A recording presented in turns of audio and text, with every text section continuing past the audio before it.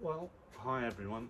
As promised in the chats, I'm going to try and put together some videos on what I've done over the last 4 or 5 years to try and stop the pain caused by Sherman's. This is my first ever go at this, so please bear with me. If you have any questions, if you have any areas that you want me to focus on, please drop them in the chat below and I'll see what I can do. But today I wanted to look at the easy bit really for me, which is the lower back, pain in the lower back muscles and just a general tightness. My Sherman's is in my thoracic spine, so there's a bit of a curve there, but what that causes is an opposite curve in the lumbar spine, which results in tightness of the lower back muscles. I've put a still picture in this post to better explain it. But a tightness here causes a weakness here, and a tightness down the front. So when I first started getting this pain as a teenager, I got masses of relief just by touching my toes with a straight down kind of bend, which I thought was stretching my lower back. But what that was actually doing was stretching my hamstrings and causing an anterior pelvic tilt. And that pelvic tilt causes the lower back muscles to shorten and tighten, and it actually makes the problem worse. So there's 3 exercises we can do, ever so simple. You can do these anywhere, anytime, and I recommend doing them as often as possible. There is no limit on this. It's not once in the morning, once at night. Do them wherever you can. So the first one for me is a pretty tough one to get right. There's a couple of very small muscles in the abdominals called transverse abdominals, and these connect the lower ribs to the pelvis. And this is one of those that you're going to need to practice till you feel it, but go gently to start with, because when you first engage these transverse abdominals, it's going to feel pretty uncomfortable, and you're going to want to stop doing the exercise straight away, but then go back to it and go again. It's fairly simple, but it's hard to get that feeling right. So what I do is, first we're going to breathe out all the air that you have in the body, and that's going to hunch you over as you breathe out. So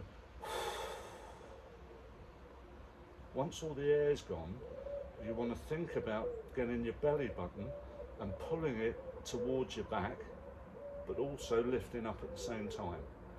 And when you get it right, you'll feel tightness in here. Yeah, and it will be uncomfortable.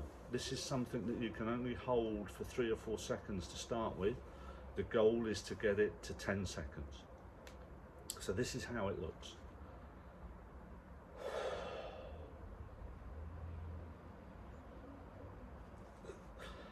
And almost immediately, you can feel the stretch in here when you get it right. Okay, do that every morning, every night, whenever you're in a queue for the shops, or sitting at your desk, or driving your car. Big breath out, belly button back, and belly button up.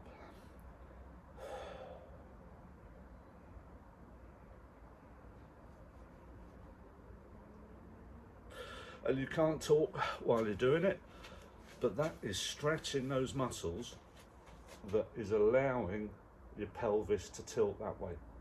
It will help it tilt this way, and by tilting this way, you're stretching your lower back muscles. Okay, I'll do it once more from the side. So breath out, belly button in and up. And when you get it right, your abs are going to feel it a little bit, but you'll really feel it stretching here. And first time, as soon as that stretch kicks in, you're going to want to back out, because it's almost painful. But as you get used to it, you'll learn how much you can pull in and how much you can stretch. Okay, so once we've got the abs tightened up a little bit, we've now got to look at loosening the hip flexors. And this is super simple. You can do it leaning on a dining room table, your kitchen worktop, or just standing up again in a queue for the shops or at your desk at work. 1 foot slightly forward, 1 foot slightly back, nice upright upper body.